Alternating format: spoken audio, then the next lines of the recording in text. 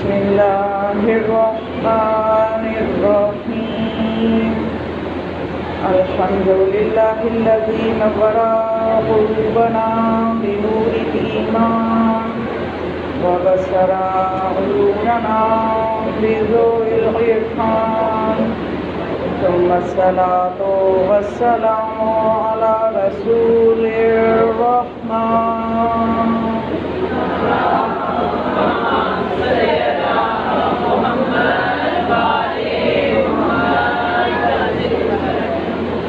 الصلاة والسلام على قاضي دينه ومنفذ أحكامه ومروج الإيمان اللهم صل على محمد وعلى محمد الصلاة والسلام على باقي الأئمة الذين هم أمناء الرحمن بالخصوص على سيدنا ومولانا صاحب العصر والزمان اللهم صل على محمد وعلى محمد ولعنة الدائمة على أعدائهم أجمعين من يومنا هذا إلى يوم الدين بسم اللہ الرحمن الرحیم قل الحمد للہ وسلام علی عبادہ الذین اصطفیٰ صلوات اللہم صل علی محمد وعلی محمد۔ آج کا دن روز جمعہ کئی اعتبارات سے اہم ہے۔ ایک تو یہ امام زمانہ علیہ السلام سے منسوب ہے، دوسرا آج ذکر جناب حضرت عباس علیہ السلام بھی کرنا ہے، تو انشاءاللہ ان دونوں ہستیوں کا ذکر کرتے ہوئے آج کی گفتگو آپ کی سماعتوں کے لیے ہدیہ کروں گی۔ مجالس کا موضوع آپ کے اذہان عالیہ میں ہوگا کہ معرفت آل محمد علیہ السلام۔ جب تک ہمیں ان ہستیوں کی معرفت ہی نہیں ہوگی تو ان سے منسوب مجالس کے جو آداب ہیں وہ بھی ہمیں پتہ نہیں ہوں گے۔ جب کسی شخصیت کی بلندی پتہ چلتی ہے، اس کی معرفت پتہ چلتی ہے، تو انسان اسی طرح سے اس کے دربار میں حاضر ہوتا ہے۔ تو جب ہمیں اندازہ ہوگا یہ ہستیوں کا مقام عظمت کیا ہے، کس مقام کی مالک ہیں، تو پھر انسان احساس کرتا ہے کہ میں جا کس کی بارگاہ میں رہا ہوں، میں نے کس کی بارگاہ میں جانا ہے، تو مجھے کس طرح سے جانا چاہیے۔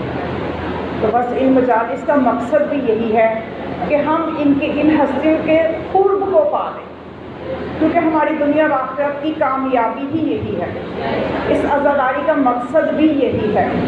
اور ماشاءاللہ سے باقاعدہ آپ لوگ تشریف لاتی ہیں، اس باقاعدگی کا کہ جو روزانہ آتے ہیں ان کے لیے ایک الگ بی بی کے رجسٹر پہ ان کا ایک الگ مقام بن جاتا ہے کہ یہ روزانہ آنے والے مومنات ہیں۔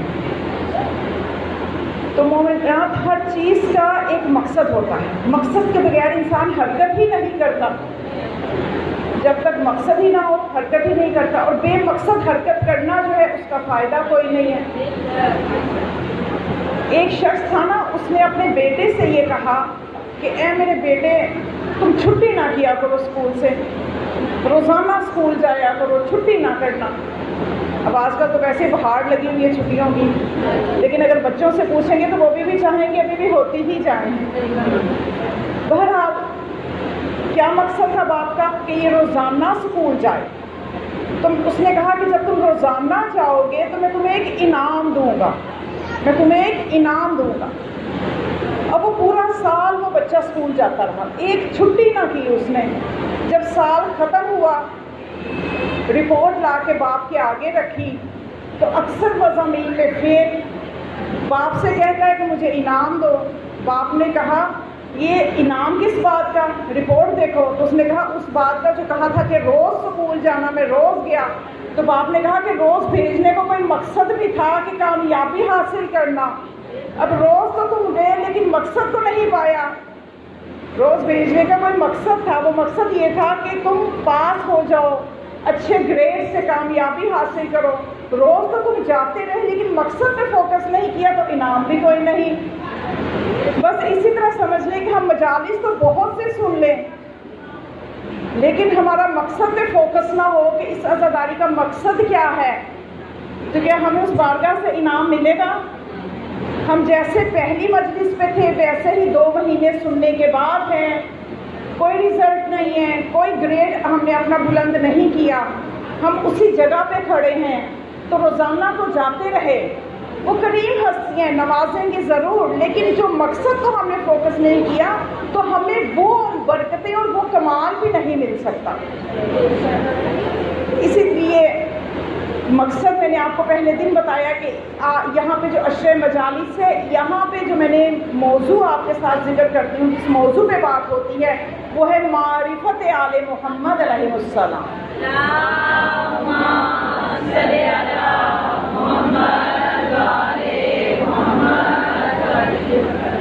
قرآن کی روشنی میں، فرامین معصومین کی روشنی میں، کہ صرف ہمارے جو ہے ہمیں معرفت بڑھ جائے ہمارے اندر، دلائل کے ساتھ ہم ان ہستیوں کے مقام عظمت کو سمجھ لیں تاکہ ہم میں کوئی تبدیلی آ سکے اور ہم اچھے ہم کمال کی طرف بڑھتے ہی چلے جائیں۔ یہ کیا ہے یہ ولایت؟ اس کی معرفت کا فائدہ کیا ہے؟ ولایت آل محمد کی جو معرفت ہو جائے، اس معرفت کا فائدہ کیا ہے؟ بشارت المصطفیٰ میں فرمان رسول اکرم صلی اللہ علیہ وآلہ وسلم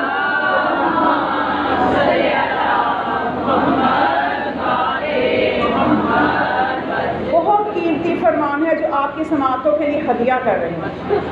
اس میں رسول کیا فرماتے ہیں؟ بس یہ فرمان سمجھ لیا آپ نے تو سمجھ لیجئے کہ آپ نے آج کی مجلس کا خلاصہ جو ہے وہ اپنے ذہنوں میں حفظ کر لیا۔ رسول فرماتے ہیں من اللہ علیہ بمعرفت اہل بیتی، من اللہ علیہ بمعرفت اہل بیتی وبولایتنا فقد من اللہ علیہ فقد جمع اللہ علیہ خیر کلہ، کہ جس شخص پر اللہ نے احسان کیا اور میرے اہل بیت کی معرفت اس کو عطا کر دی اور ہماری ولایت اس کو عطا کر دی، تو وہ ایسے ہے کہ جیسے اللہ نے اس شخص میں تمام خوبیوں کو جمع کر دیا۔ جسے اس ولایت کی معرفت ہو جاتی ہے اس میں تمام خوبیاں جمع ہو جاتی ہیں۔ کہ مولا رسول فرماتے ہیں من اللہ علیہ بمعرفت اہل بیتی، کہ جس شخص پر اللہ نے احسان کر دیا اور میرے اہل بیت کی معرفت عطا کر دی، ہماری ولایت عطا کر دی، فقد جمع اللہ الخیر کلہ، تو خدا نے اس میں کل کا کل خیر جمع کر دیا۔ تو واقعاً دیکھیے جو اس کو سمجھ لیتے ہیں، جو اس در کو پہچان لیتے ہیں، ان کا مقام و مرتبہ اتنا بلند ہو جاتا ہے، اتنے بلند درجے پہ وہ ہو جاتے ہیں کہ میں آپ کے سامنے بیان کروں کہ آج ہم مختلف الجھنوں کا شکار ہیں۔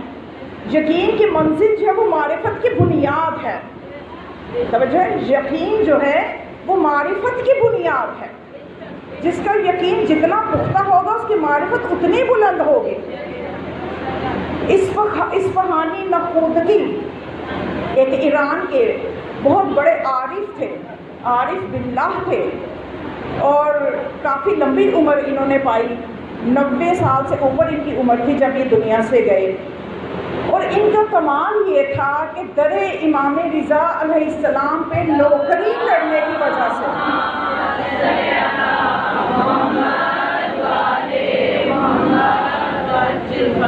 یہ اتنی ان کی عمر ہو چکی تھی کہ یہ آنکھوں سے نابینا ہو چکے تھے، انہیں نظر نہیں آتا تھا، لیکن اس کے باوجود یہ آیات کو پہچان لیتے تھے۔ آیات اگر سامنے لکھی ہوئی کوئی اور تحریر ہوتی تو انہیں نظر نہیں آتا تھا، اگر وہ آیتیں ہوتی تو بتا دیتے تھے۔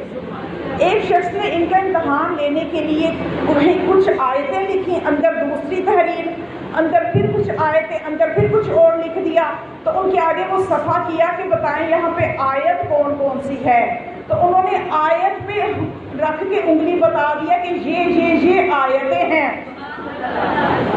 تو ان سے پوچھا گیا کہ آپ کو یہ کمال کیسے ملا؟ انہوں نے کہا یہ کمال مجھے اس لیے ملا کہ میں جب اپنے امام علی رضا علیہ السلام کو سلام کرتا ہوں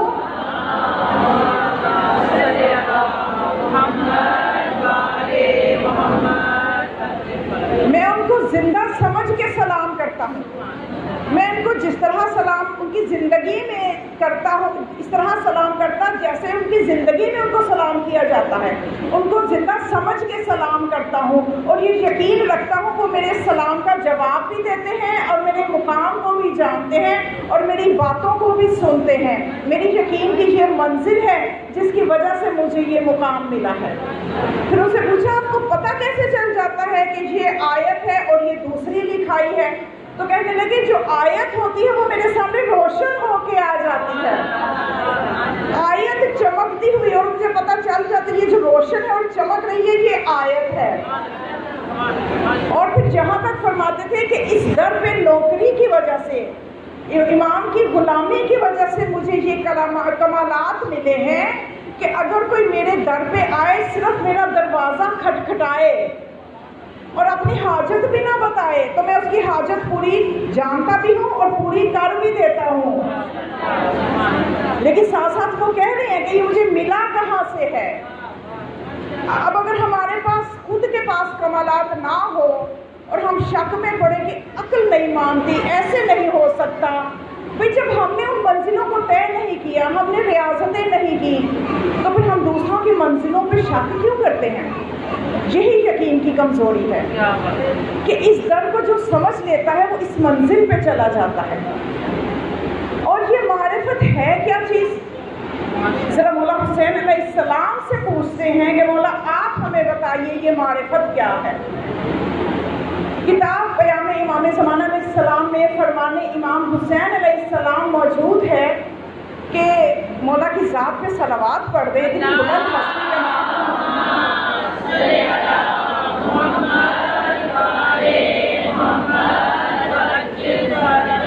لگتا ہے کہ آج آپ سو رہے ہیں. نعرہ تکبیر، اللہ اکبر، نعرہ رسالت، یا رسول اللہ،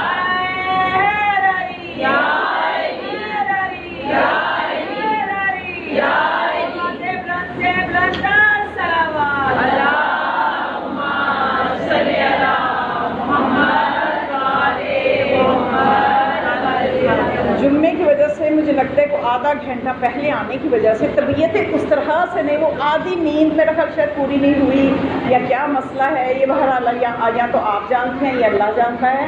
لیکن ذرا توجہ سماعت فرمائی توجہ سے کہ یہ کون سے ایام ہیں، ان ہستیوں نے کن حالات میں کیسی قربانیاں دی کہ ہمیں اگر آدھا گھنٹہ پہلے آ گئے ہیں تو ہمیں اتنا مشکل لگ رہا ہے. میرا ساتھ دینا، میں نے جو کچھ بھی سنانا ہے آپ کی توجہ دیکھ کے ساتھ دیں گی تو بہت کچھ بتا کے جاؤں گی. سوئی رہے گی تو میں نے کہنا ہے اچھا ہے بس جلدی سے 2 بات کیا سنو اور منبر خالی کرو. مجھے تو آسانی ہے نا، آپ نے نکلوانا ہے میرے اندر سے کہ میں کیسے بیان کیا کیا چیزیں آج آپ کو میں بتا رہا ہوں. اور آج کا دن دیکھیں کس امام سے منسوب ہے جو وارث آزاداری ہے، آزاداری کا وارث ہے. آج ہم نے امام جو ہے ان کو اب وقت کے امام کی خدمت میں ہم حاضر ہیں کیونکہ جہاں پہ بھی جناب عباس کی مجلس ہوتی ہے تو میرے 12ویں امام کو 11 اماموں کی طرف سے تاکید ہے کہ جہاں بھی عباس کی مجلس ہو ضرور جانا ہے. عباس کے بڑے احسانات ہیں ہم پہ، تو یہ جناب عباس کی مجلس ہے تو مولا تو یقیناً تشریف فرما ہے.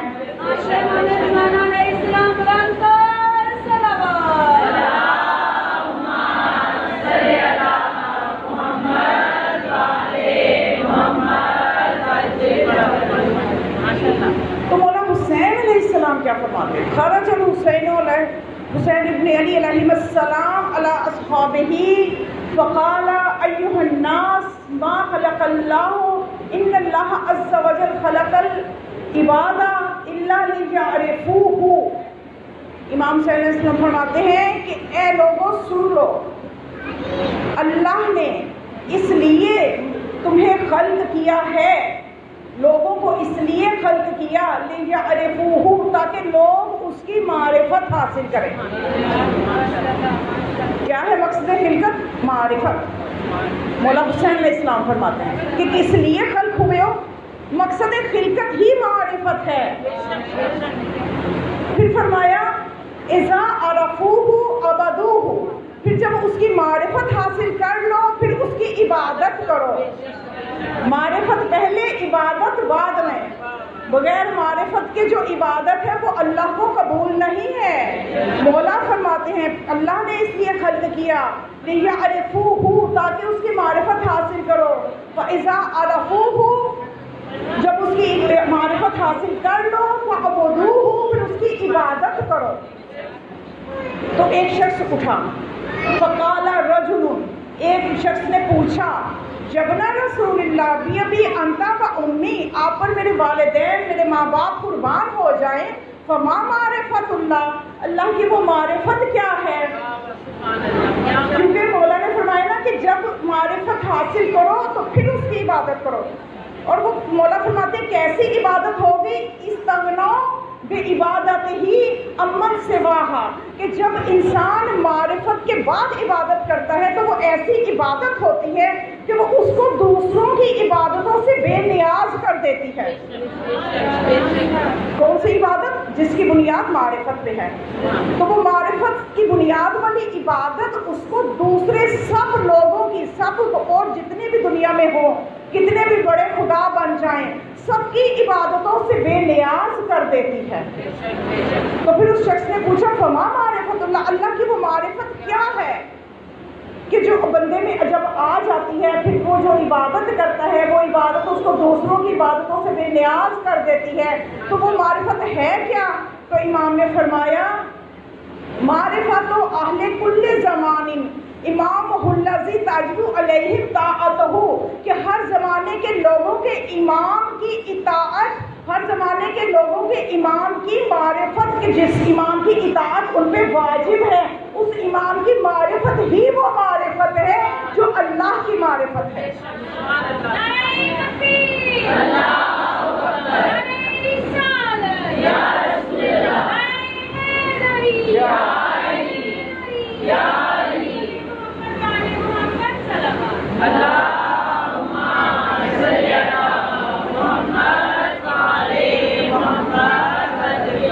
معرفت اہل کل زمان یجب علیہ طاعتہ، کہ ہر زمانے کا وہ امام کہ جس کی اطاعت ان پہ واجب ہے، اس امام کی معرفت ہی وہ معرفت ہے جو اللہ کی صحیح عبادت کرواتی ہے. یعنی امام وہ وسیلہ ہے جو اللہ کی معرفت کرواتا ہے. تو اس لیے ضروری ہے پہلے امام کو پہچانو، کیونکہ امام ہی تمہیں توحید تک لے کے جائے گا.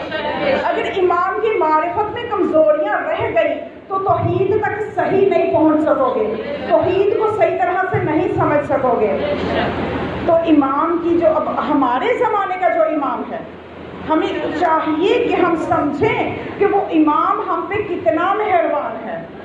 ہمیں چاہیے کہ ہم جانیں کہ اس امام کا دست شفقت ہمارے سروں پہ ہے. ہم یہ یقین رکھیں، ہم اس بات کا یقین رکھیں کہ اگر ہم اپنے امام سے غافل ہیں وہ ہم سے غافل نہیں ہیں، وہ ہم سے بالکل بھی غافل نہیں ہیں. وہ ہماری حاجتوں کو، پریشانیوں کو جانتے ہیں. ہماری معرفت اور یقین میں کمزوری ہو سکتی ہے، ان کی محبت میں کوئی کمی نہیں ہے، ان کی محبت میں کوئی کمی نہیں ہے.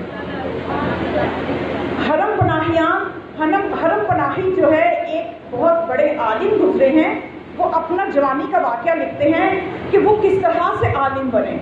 وہ لکھتے ہیں کہ میں عالم کیسے بنا کہ میں ایک ایسے گھرانے میں تھا کہ وہ اتنا دین شناس گھرانہ نہیں تھا.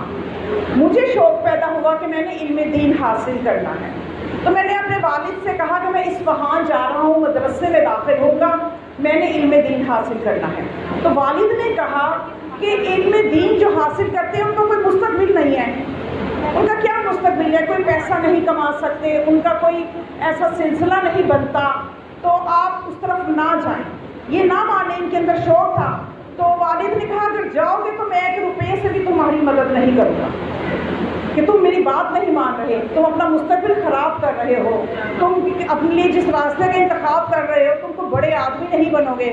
سخی سی سوچ تھی باپ کی، لیکن ان کو شوق تھا یہ اصفہان آ گئے. اب باپ کی طرف سے تو کوئی مدد مل نہیں رہی، اور ابھی اس زمانے میں مدرسے اس طرح سے نہیں تھے جیسے آج کل ہوتے ہیں. سردی ہے، فرش پہ سونا پڑ رہا ہے، مناسب بستر نہیں ہے، کھانے پینے کا اتنا انتظام بہتر نہیں تھا. یہ اچھے گھرانے سے آئے تھے لیکن علم دین کا شوق تھا. اور جب میں نے کہا نا یہ ہستیاں خلوص دیکھتی ہیں، جب یہ خلوص جو تھا ان کے اندر موجود تھا، لیکن جیسے بھی سکتی تھی وقت گزار رہے تھے. کچھ عرصہ گزرا، ایک دن اچانک باپ ملنے کے لیے آ گیا. باپ ملنے کے لیے آیا اور جو بیٹے کی ایسی حالت دیکھی کہ اس طرح سے زندگی گزار رہا ہے تو اس نے کہا کہ دیکھا میں کہتا تھا نا کہ ادھر نہ آؤ.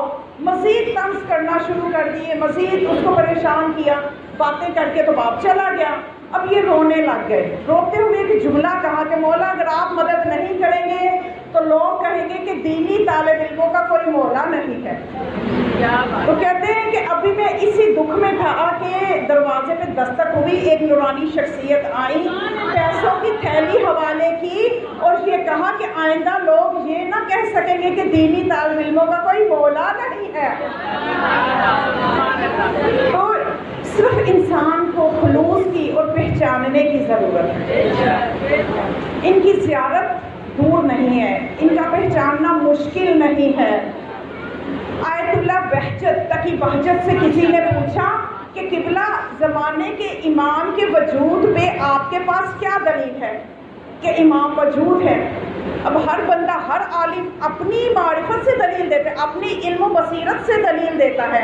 علامہ قبلہ تقی بہجت ایک بہت بڑے عارف بھی تھے، عالم بھی تھے، متقی بھی تھے، ان کے تقویٰ کا چرچا تھا. انہوں نے جو دلیل دی، انہوں نے کہا دیکھو وجود حجت پہ سب سے بڑی دلیل حدیث ثقلین ہے کہ خود کے رسول فرما کے گئے کہ قرآن و اہل بیت یہ ایک دوسرے سے جدا نہیں ہوں گے. حتی یرد علی الحوض، یہاں تک کہ حوض کوثر پہ بھی یہ اکٹھے ہوں گے. تو مان لو کہ قرآن کا وجود ہے تو اہل بیت کا وجود بھی ہے.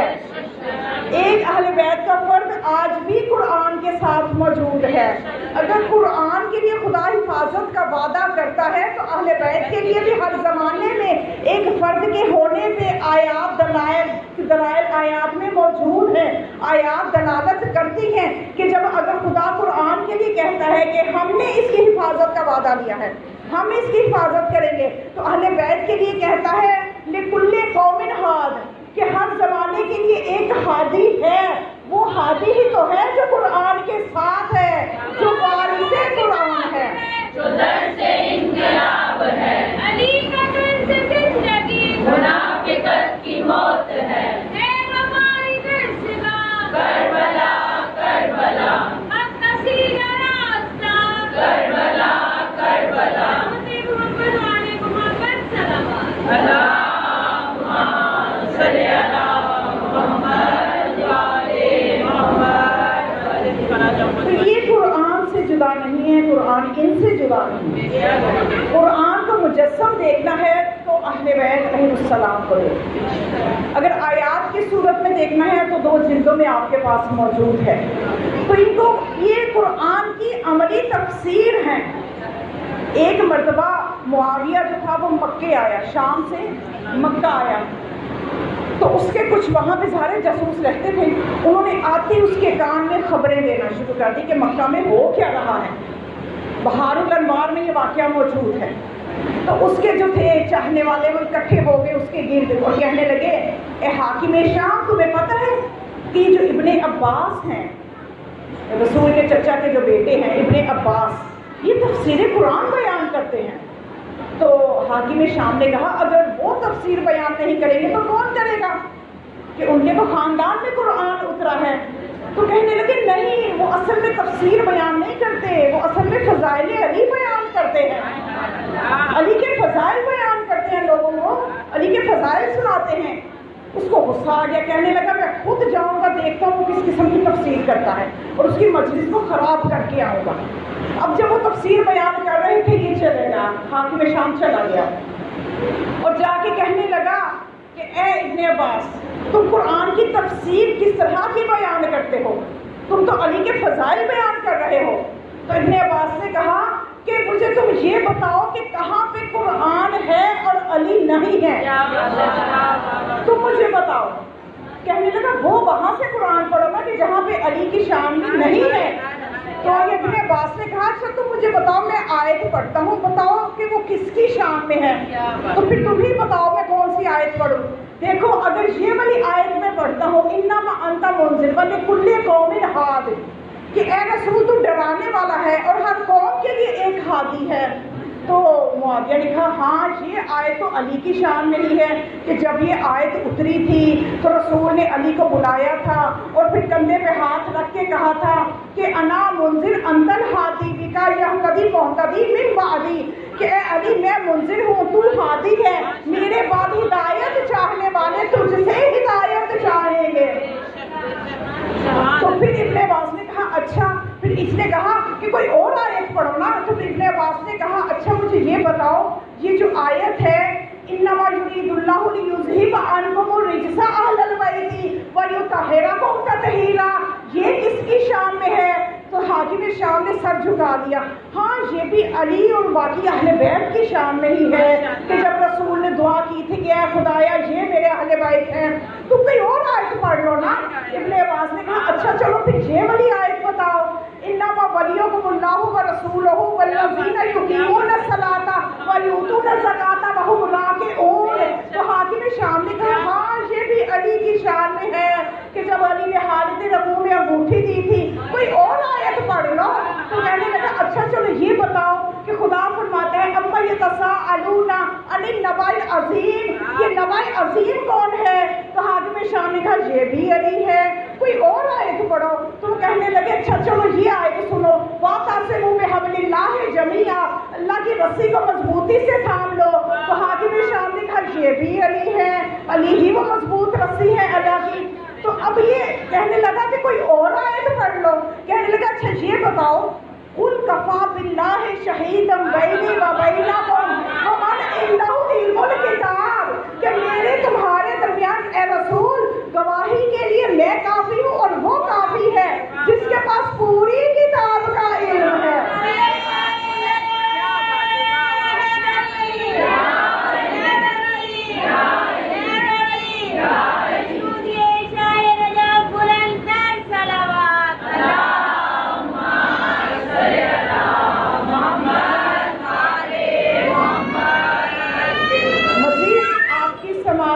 ہدیہ کر دوں یہ جو آیت ہے نا قل کفی باللہ شہیدا بینی و بینکم، ایک مرتبہ مولا کائنات امیر کائنات سے پوچھا گیا کہ یا علی آپ کی شان میں قرآن میں اتنی آیات ہیں، آپ کو کون سی آیت پسند ہے؟ اب علی نے روایت بتاتی ہے کہ علی نے سوچنے میں وقت نہیں لگایا کہ میں کون سی آیت بتاؤں، اس کا مطلب یہ آیت علی کو بڑی پسند تھی۔ جو ہی اس نے پوچھا فوراً آپ نے فرمایا کہ یہ جو آیت ہے نا قل کفی باللہ شہیدا بینی و بینکم، یہ آیت جو ہے یہ مجھے بہت پسند ہے۔ پوچھا کیوں پسند ہے؟ فرمایا اس لیے کہ یہاں پہ اللہ نے اپنے فوراً بعد میرا ذکر کیا۔ معاویہ حیران ہو گیا، کہنے لگا کہ ابن عباس کوئی اور آیت پڑھو، یہ نہ پڑھو۔ تو ابن عباس نے کہا یا ایھا الرسول بلغ ما انزل الیک، یہ کس کی شان میں؟ کہنے لگا ہاں یہ تو علی کی ولایت کے اعلان کے لیے ہوئی تھی۔ پھر کہا کوئی اور آیت پڑھ لو۔ ابن عباس نے کہا فقل تعالوا ندعو ابناءنا وابناءکم ونساءنا ونساءکم وانفسنا وانفسکم ثم نبتہل فنجعل لعنۃ اللہ علی الکاذبین۔ تو معاویہ نے کہا نہ ہاں یہ آیت بھی علی کی شان میں ہے، اس لیے کہ مقام نفس پہ رسول علی کو لے کے گئے تھے۔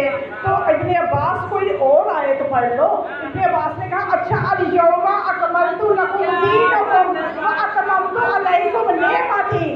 تو کہنے لگا ہاں یہ بھی علی کی شان میں ہے، جب ولایت کا اعلان ہوا تو اتمام نعمت کی کمال دین کی آیت نازل ہوئی تھی کہ آج دین مکمل ہو گیا۔ تو ابن عباس کوئی اور آیت پڑھ لو۔ ابن عباس نے کہا سأل سائل بعذاب واقع، تو معاویہ نے کہا ہاں یہ بھی علی کی شان میں نازل شخص نے ولایت کا انکار کیا تھا اور عذاب کا سوال کیا تھا تو اللہ نے عذاب بھیج کر ثابت کر دیا تھا یہ حکم ولایت میری طرف سے ہی ہے. یہ بھی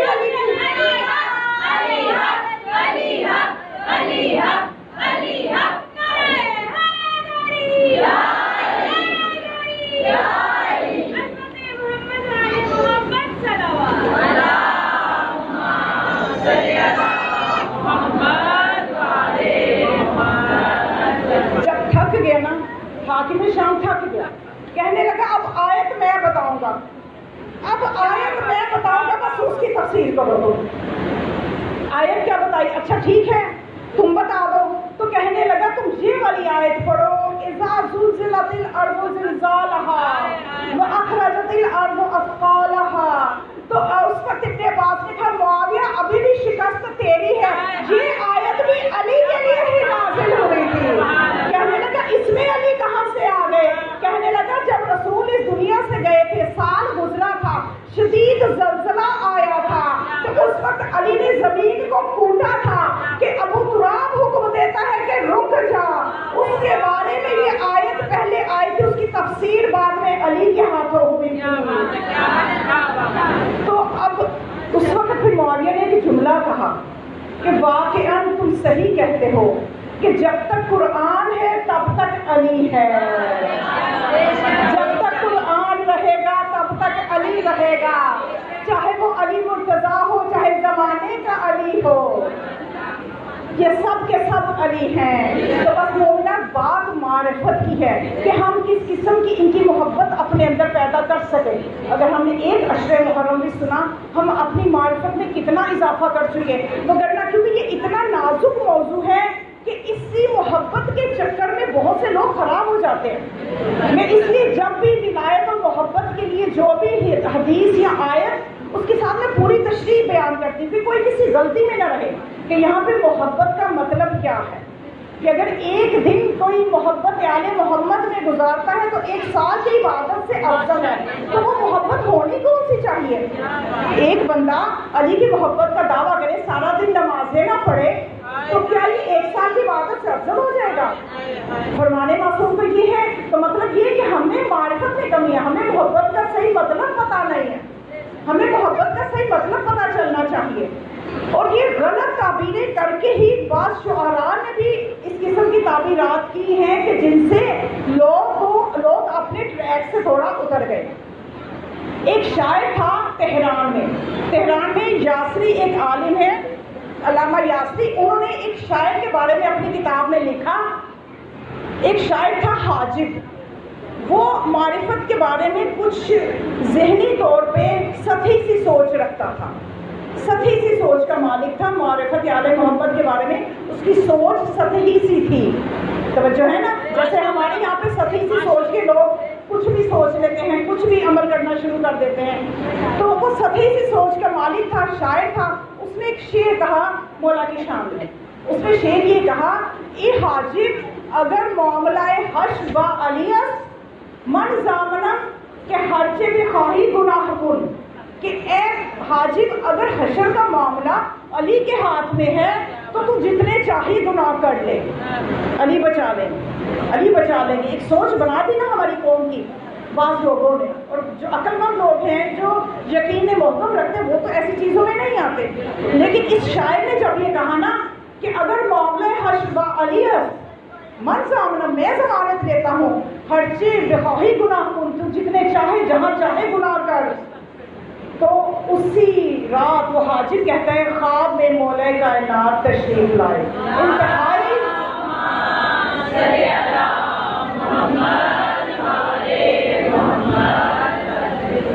انتہائی غضبناک ہوئے مولا, انتہائی غضبناک ہوئے اور فرمانے لگے کہ اے حاجب تو اپنے شعر کی اصلاح کر, اپنے شعر کی اصلاح کر.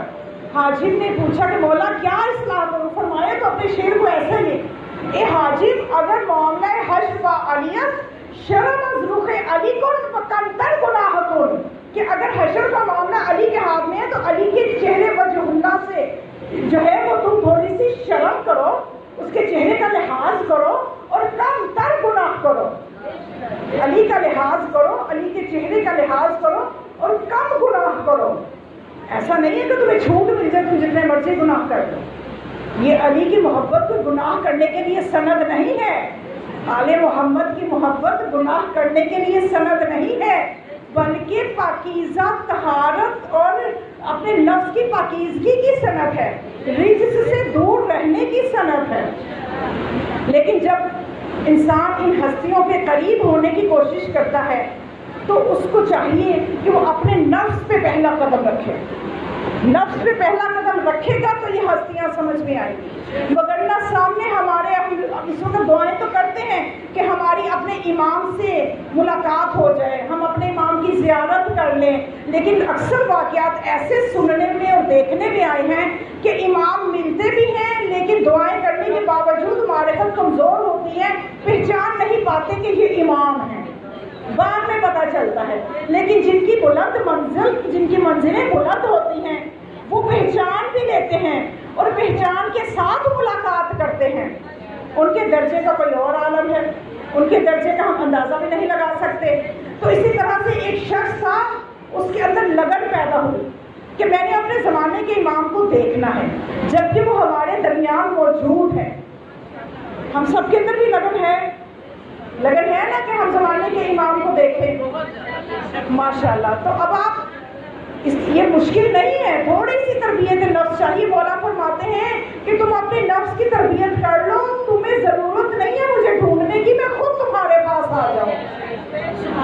تو یہ جو شخص تھا نا، اسے بہت شوق تھا کہ میں اپنے زمانے کے امام کی زیارت کروں. یہ ایک عالم کے پاس گیا اور جا کے کہنے لگا کہ مجھے اپنے زمانے کے امام کی زیارت کا شوق ہے. تو انہوں نے کہا مشکل نہیں ہے، تم ایک وظیفہ کرو، تمہیں زیارت ہو جائے گی. یہاں پہ آپ نے سمجھنا ہے کہ بصیرت ہمیں بلند کرنے کی ضرورت ہے. اس نے کہا کیا وظیفہ ہے؟ اس عالم نے کہا کہ تم 40 دن بھوکوں کو کھانا کھلاؤ، تمہیں زیارت ہو جائے گی. اس میں ڈاغا نہیں کرنا، کیونکہ 40 دنوں کا کوئی بھی وظیفہ جو ہوتا ہے نا، 40 دن، 40 کے عدد کی ایک اپنی اہمیت ہے. زیارت عاشورہ ہے، 40 دن پڑھیں حاجت کی قبولیت کے لیے، یا کوئی چیز ہے اس کو 40 مرتبہ پڑھے، کوئی وظیفہ ہے، تو یہ 40 کا عدد اپنے اندر ایک طاقت رکھتا ہے. تو اس عالم نے کہا 40 دن تم بھوکوں کو کھانا کھلاؤ، جو تمہارے ارد گرد کوئی تم سے مانگنے آئے یا تمہیں نظر آئے تم کھانا کھلاؤ. یہ 40 دن باقاعدگی سے دیکھتا رہا کہ کوئی بھوکا آئے تو اس کو بھی دوں، اور خود بھی جا کے اس کے نزدیک اطراف میں جو بھی نظر آتا کوئی مانگنے والا ہے تو اس کو کھانا کھلاتا رہا. یہاں تک کہ 40 دن گزر گئے. جب 40 دن گزر گئے، شام کے وقت اس کے دروازے پہ دستک ہوئی.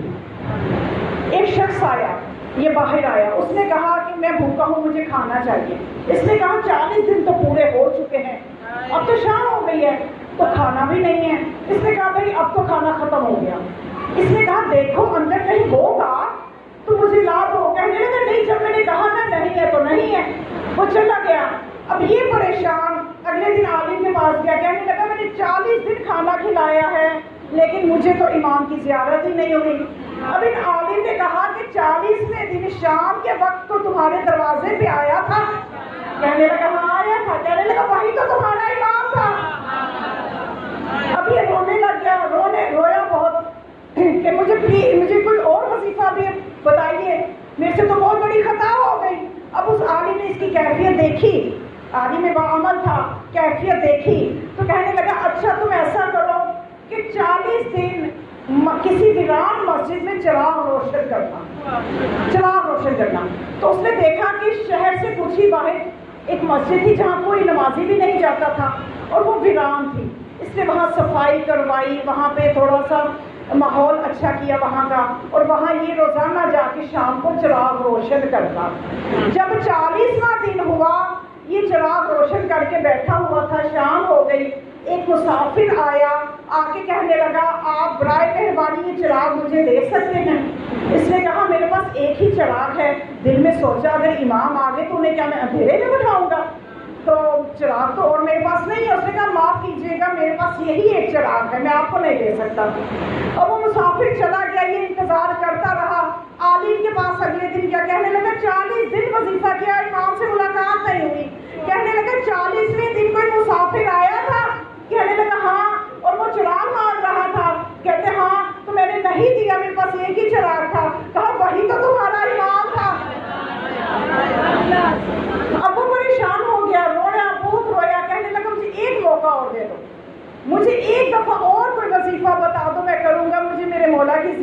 ہے. ہم میں ہے اتنی تڑپ, ہم 40 دن بھی کوئی عمل کر سکتے ہیں. اس سے ہی آپ اپنے تڑپ کا, اضطراب کا اندازہ لگائیے کہ ہم کتنی کوشش کر سکتے ہیں امام کی زیارت کی. جتنی محبت ہو بندہ اتنی ہی کوشش کرے گا نا. تو اب اس کی محبت کا یہ عالم ہے. یہ پھر رویا تو اس نے کہا اچھا تمہاری پریشانی دیکھ کے تمہیں میں ایک آخری موقع دیتا ہوں, تم 40 دن پیاسوں کو پانی پلاؤ, تمہیں مولا کی زیارت ہو جائے گی. اب اس نے 40 دن تک گرمی کا موسم سبیل لگا لی چھوٹی سی گھر کے باہر, خود جا کے بھی اگر کوئی کہتا تو پانی پہنچاتا. یہاں تک کہ 40 دن ہو گئے. ایک شخص گھر کے اوپر اپنے گھر کی اوپر والی منزل پہ تھا. اس نے کہا مجھے پانی چاہیے. اس نے کہا ٹھیک ہے. یہ ہر ایک کو پلا رہا تھا, یہ پانی لے کے جا رہا تھا تو سیڑھیوں سے نیچے ایک شخص اتر رہا تھا. اس نے کہا کہ یہ پانی مجھے دے دیجیے, امتحان ہوتا ہے نا بندے کا. تو اس نے کہا آپ تو نیچے ہی جا رہے ہیں نا, آپ نیچے جا کے پی لیں. یہ اس شخص نے میرے سے مانگا, میں اس کے لیے لے کے جا رہا ہوں. 40واں دن تھا. اب یہ کچھ اوپر گیا تو اسے خیال آیا میں 40ویں دن غلطی کرتا ہوں.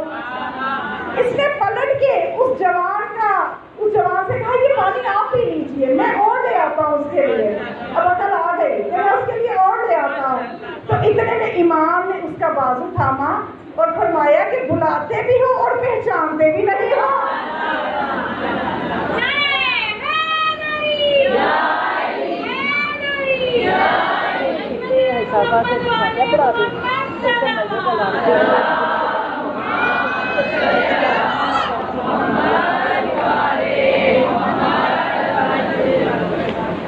توجہ فرمائیے آپ نے, ہماری معرفت کمزور ہے. ہمیں چاہیے کہ ہم اپنے زمانے کے امام سے محبت کرتے ہیں تو ان کے لیے زیادہ نہیں, صرف 2 منٹ لیکن روزانہ کسی بھی عمل کی جو استقامت ہوتی ہے نا وہ قیمتی ہوتی ہے. ہم عملیات تو شروع کرتے ہیں, وظیفے شروع کرتے ہیں, ذرا سا مسئلہ ہوا وظیفے کو چھوڑ دیا, پھر وہ پچھلی ساری محنت ضائع ہو جاتی ہے. آپ جب بھی کوئی وظیفہ کریں, جب بھی کوئی عبادت شروع کریں, جب بھی آپ کہیں کہ میں نے اب یہ اپنی زندگی میں وظیفہ داخل کرنا ہے تو اس میں استقامت ہونی چاہیے. فرض کریں کہ آپ کو خیال آ گیا کہ میں نے اللہ کا شکر بہت کم ادا کرتی ہوں, مجھے چاہیے کہ میں کم از کم 2 رکعت نماز شکر پڑھ دیا کروں. یہ نہیں ہے کہ کوئی نعمت ملے, آلریڈی پہلے سے ہی ہم اللہ کی کتنی نعمتوں میں ڈوبے ہوئے. کہ خدا فرماتا ہے ان تعدوا نعمت اللہ لا تحصوها, تم شمار کرنا چاہو میری نعمتیں شمار نہیں کر سکتے. تو آپ اگر اس وظیفے کو, تو آپ ابھی نہ پڑھیں نماز. میں اپنا آپ کو ایکسپیرینس بتاتی ہوں, جب آپ کی طبیعت آمادہ ہو جائے نا کہ میں ایک دفعہ جب شروع کر دوں گی تو میں اس کو اس طرح پڑھوں گی جیسے میں اپنی واجب نماز پڑھتی ہوں. واجب نماز کو کوئی ترک کرنے کا سوچ سکتا ہے؟ نہیں سوچ سکتا. تو اب اس کو بھی میں جب اس لیول پہ اہمیت دوں گی تو میں داخل کروں گی تو ایسا کروں گی کہ قدم آخر میں شکر کی 2 رکعت پڑھتی ہی رہوں گی. اس طرح سے آپ کسی بھی وظیفے کو اپنی زندگی میں جب بھی داخل کریں اس نیت سے کریں کہ بہت زیادہ نہ وظیفے شروع کر لیں کہ اتنا وقت نہ ہو, لیکن جتنے بھی کریں ان میں استقامت ہو. ٹھیک ہے, کچھ وظیفے ایسے ہیں کہ جن کو وقتی کیا, کبھی ہو گئے کبھی نہ ہوئے, وہ بھی کرتی رہیں. ایسا نہ ہو, کیونکہ بہرحال نیکی کا فائدہ ہی ہے. چاہے اس میں استقامت نہیں بھی ہوگی اس کا فائدہ تو ہوگا ہی نا. ہر چیز کا ایک اثر ہوتا ہے نا. آپ کوئی بھی وظیفہ, کوئی بھی دعا, شیطان آپ کو کہے گا کہ اب دیکھو استقامت تو آنی نہیں ہے تو اس دعا کو رہنے دو, لیکن اس کی چال میں نہیں آنا. اسے یہ کہہ کے اپنے سے دور کر دینا ہے کہ چلو استقامت جتنا مجھے اجر نہ صحیح, کیا ایک مرتبہ بھی پڑھوں گی تو مجھے اتنا تو اجر ملے گا ہی, اجر ہی ملے گا نا, نقصان کا سودا تو نہیں ہے. تو کسی بھی طرح سے اپنے نفس کو آمادہ کیا کریں. اور زمانے کے امام کے لیے اس میں 2 منٹ نکالنے میں آپ سے کہہ رہی ہوں, اور اس کو پھر دم آخر زندگی کے آخری دن تک اس وظیفے پہ عمل کریں کہ روزانہ 2 منٹ اپنے امام سے باتیں کیا کریں, بس اور کچھ نہ کریں. بہت بڑی عبادت ہے یہ کہ اس سے کیا ہوگا کہ آپ کی پتہ چلے گا کہ آپ کس درجے میں ہیں. روزانہ 2 منٹ امام سے کسی بھی موضوع پہ بات کیا کریں. کبھی اپنی پریشانی شیئر کر لیا کریں کہ مولا یہ پریشانی ہے, آپ وقت کے امام ہیں, آپ سے نہیں کہوں گی تو کس سے کہوں گی, آپ ہی تو میرا یقین ہے, آپ ہی تو وہ در ہے کہ جس کی طرف رہنمائی کی گئی ہے, آپ ہی تو اللہ کا وہ دروازہ ہے کہ جس سے مانگنے کے لیے کہا گیا ہے. تو اس طرح سے جو یہ نہیں کہ عربی میں یا کسی اپنی زبان میں پھر بدی اپنی زبان میں، جیسے آپ کی محبت ہو، جیسے آپ کی عقیدت ہو، 2 منٹ روزانہ اپنے امام سے بس باتیں کیا کریں اور کچھ نہ کریں. یہ بہت بڑے وظیفے جو میں آپ کو آج جمعے کے دن ہدیہ کر رہی ہوں. اس سے آپ دیکھیے گا کہ جب آپ یہ ایسا شروع کریں کہ آپ کی زندگیوں میں کیسا اطمینان آ جائے گا. میں یہ نہیں کہتی کہ بڑے دروازے کھل جائیں گے، اگر کوئی رزق نہیں ہے تو رزق کے دروازے یا فلاں دروازہ کھل جائے گی. نہیں، ایک جو اطمینان کی دولت ہے نا، جو دولت مندوں کے پاس بھی نہیں ہے، وہ دولت آپ کے ہاتھ آ جائے گی. پھر زندگی کا کوئی مسئلہ نہیں لگے گا کہ میرے پاس امام ہے نا، میں ان سے شیئر کر لوں گی. تو یہ بہت بڑا ایک وظیفہ ہے. تو دوسری چیز یہ کہ ہمیں ان کی سچی اور کامل معرفت حاصل کرنے کی ضرورت ہے، تاکہ ہم ان کو سمجھ سکیں اور ہم اللہ تک صحیح طرح سے، اللہ کا قرب پا سکیں، اللہ کی توحید کو ہم صحیح طرح سے سمجھ سکیں. کیونکہ یہ اتنا برکتوں والا، میں نے آپ کو کہا نا، یہ ایسے فضائل ہیں آل محمد کے کہ میں نے آپ کو ایک واقعہ عرض کیا تھا نا کہ ایک شخص تھا ابو ہاشم جعفری. اس نے جب امام نقی علیہ السلام کو دیکھا،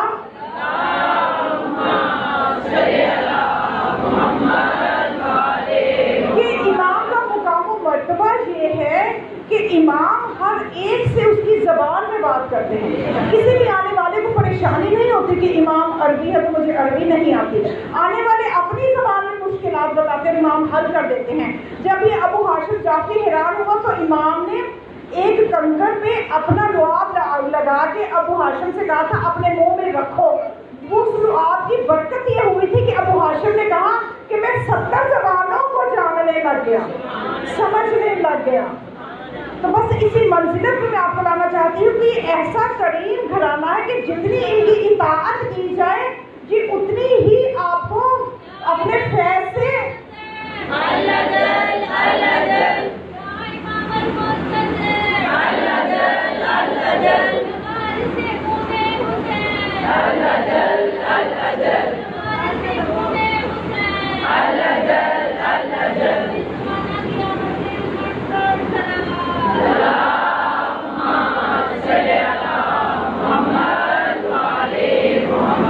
ساری روحانیت انہی کے در سے بڑھتی ہے، انہی کے صدقے سے تقسیم ہو رہی ہے. جو جتنی ان کی اطاعت کرتا ہے اتنی ہی اس کی ایمان کی منزل بلند ہوتی ہے. حضرت سلمان جو تھے وہ ایمان کے 10ویں درجے پہ تھے، جناب ابو ذر 9ویں درجے پہ تھے. یہ ایک درجہ کم کیوں تھا؟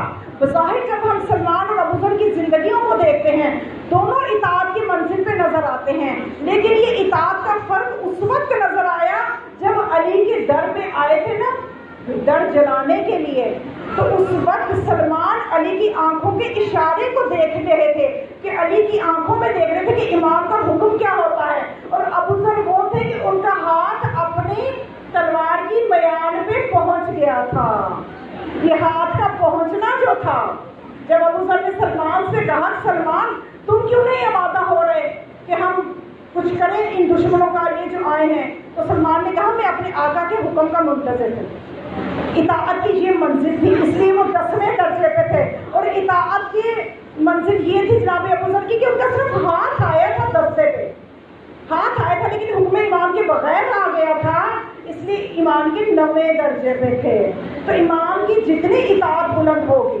تو اب دیکھیے کہ سمجھیے جناب عباس کو کہ وہ اطاعت کی کس منزل پہ تھے، زمانے کے ایمان کی کس قدر کہ عباس جیسا جری ہو، آغوش زینب میں جس نے پرورش پائی ہو، حسنین نے تربیت کی ہو، 2 اماموں کے زیر تربیت عباس کی تربیت ہوئی ہو، رگوں میں علی کا خون ہو، دعائے زہرا ہو، تو پھر سوچیے کہ اس عباس کی اطاعت کی منزل کیا ہوگی.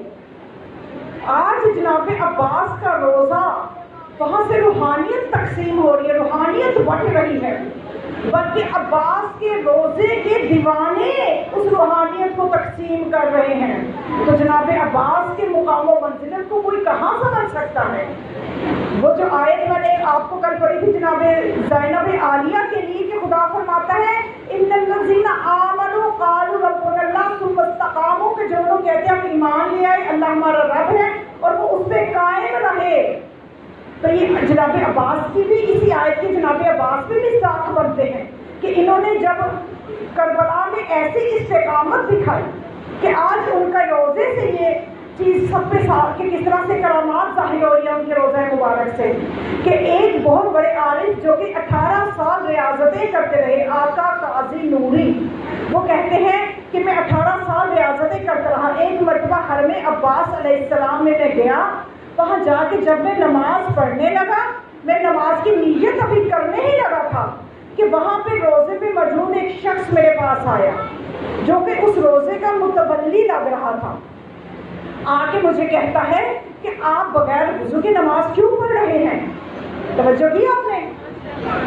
یعنی وہ اتنا وہ اگلے اس کی معرفت کی نگاہیں اتنی معرفت بلند تھی، اتنی اس کی معرفت بلند تھی اس متولی کی، کہ اس نے آ کے کہا آپ بغیر وضو کی نماز پڑھ رہے ہیں۔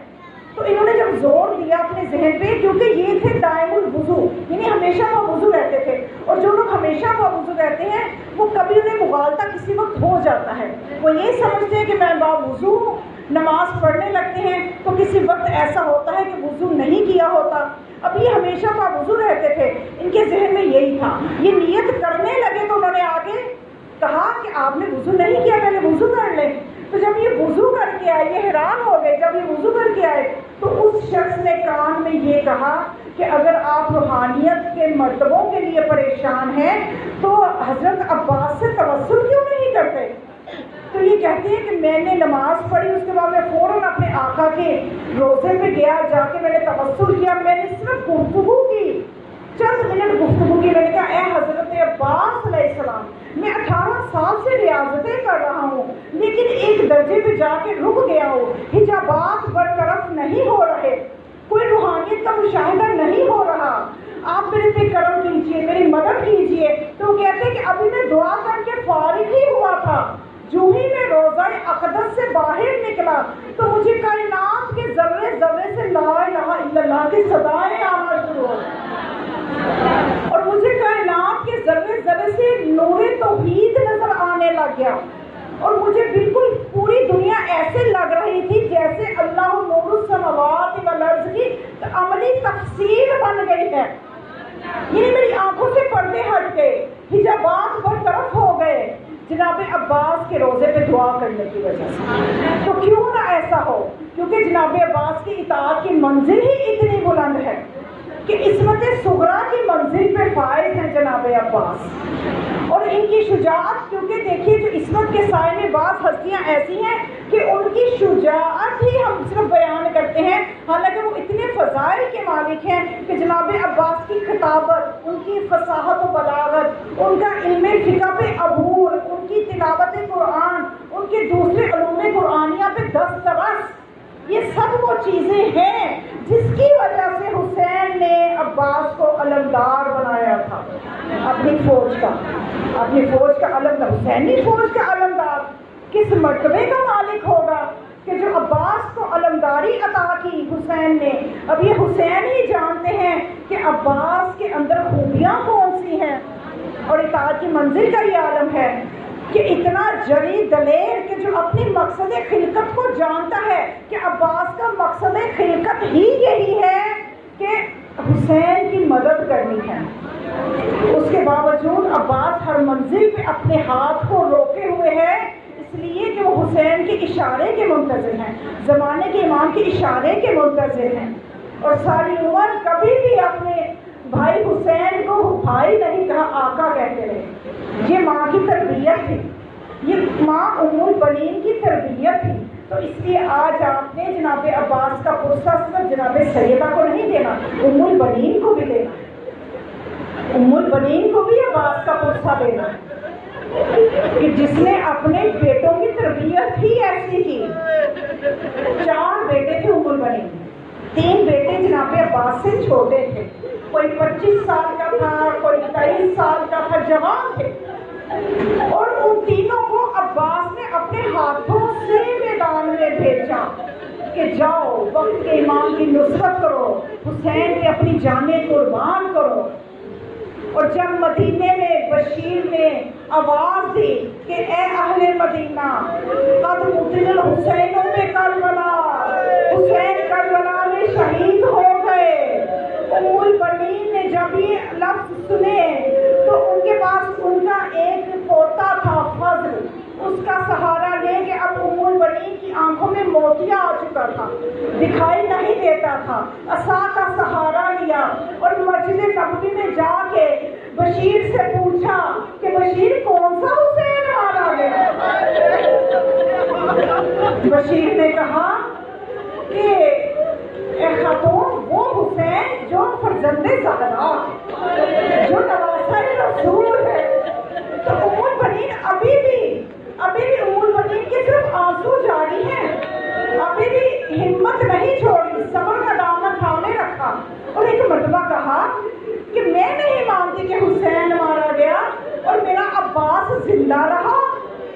तो बशीर समझ गया कि इनको कोई मालूमात नहीं है। फिर बशीर को पता चल गया वो किनसे बात कर रहा है। बशीर ने कहा कि बीवी, अब्बास तो हुसैन से भी पहले मारे गए। एक दफा उम्मुल बनीन जमीन पे बैठ गई और कहने लगी कि अब्बास को कैसे कोई मार सकता है? कहा कि बीवी, अब्बास के सर पे गुर्द लगा था। अभी बीवी को यकीन नहीं आ रहा, माँ है ना, अपने बेटे की शुजाअत को जानती है।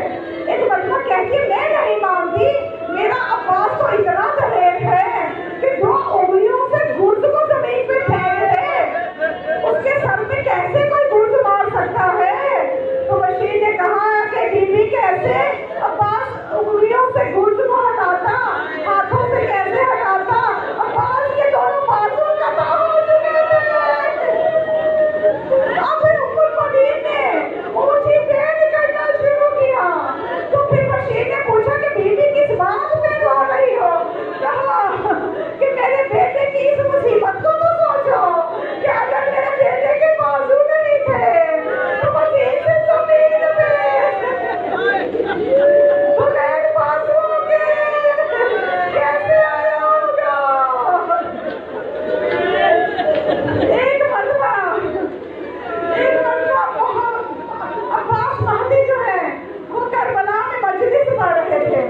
80 साल इन्होंने मिंबर की खिदमत की, करबला में मजालिस पढ़ा करते थे, सहने हुसैन में मजलिस पढ़ा करते थे, मजलिस पढ़ रहे थे। तो इन्होंने एक मुसीबत अब्बास की बयान की कि एक सनसनाता तीर आया और गाजी की आंख में बेबस हो गया। नीचे एक आलिम मजलिस सुन रहे थे, उस आलिम ने कहा कि इस रिवायत को बयान न करो, इसलिए कि ये रिवायत सच्ची नहीं है।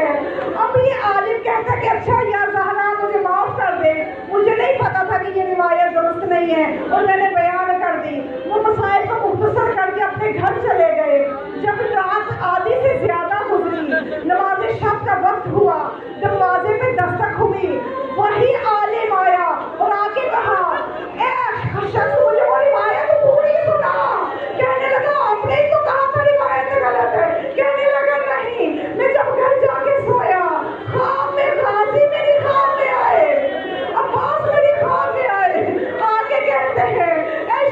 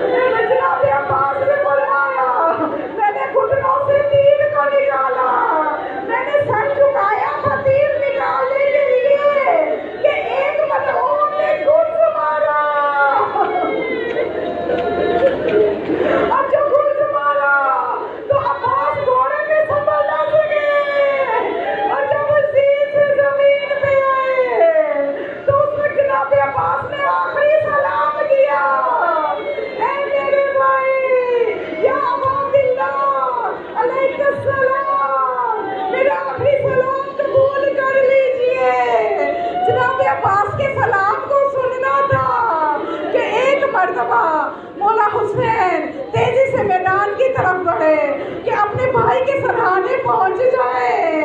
مومنا جناب عباس کے جسم کی حالت ایسی ہو چکی تھی کہ وہ بھائی جو طویل القامت تھا، جس کا دراز قد عرب میں مشہور تھا، خدا آپ کو بھی دکھائے، کبھی جا کے سرداب میں قبر عباس کو دیکھیے جو اصل قبر عباس ہے۔ ایک مرتبہ 1212 ہجری کا واقعہ ہے کہ قبر عباس کا ایک گوشہ خراب ہو گیا، تو اس وقت کے جو باعمل عالم تھے بحر العلوم، ان کو ایک مستری کے ساتھ نیچے بھیجا گیا کہ جا کے قبر کے گوشے کو درست کرے۔ جب یہ